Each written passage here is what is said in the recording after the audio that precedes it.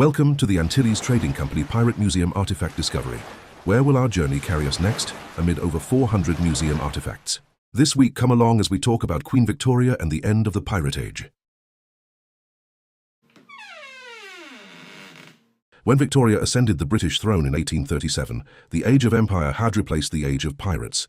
Just weeks after her accession, Parliament issued an Act to amend certain acts relating to the crime of piracy on 17th of July 1837, reaffirming Britain's authority over piracy across the empire. The law strengthened Admiralty jurisdiction and declared that acts of piracy, especially those involving violence, remained punishable by death.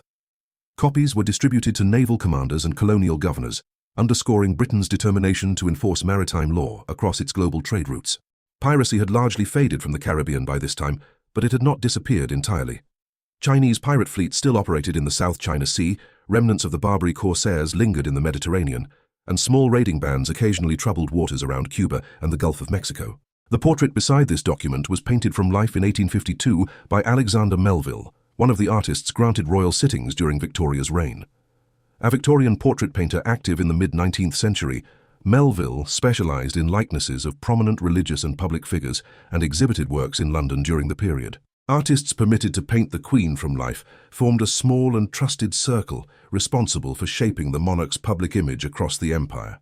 Draped in the blue sash of the Order of the Garter, the young Queen embodies the calm authority of Britain's new imperial age. Today, this historic portrait is on display at the Antilles Trading Company Pirate Museum. Under Victoria, the Royal Navy no longer chased the legendary pirates of earlier centuries. Instead, it enforced global maritime law, transforming piracy from a tolerated enterprise of privateering into an international crime.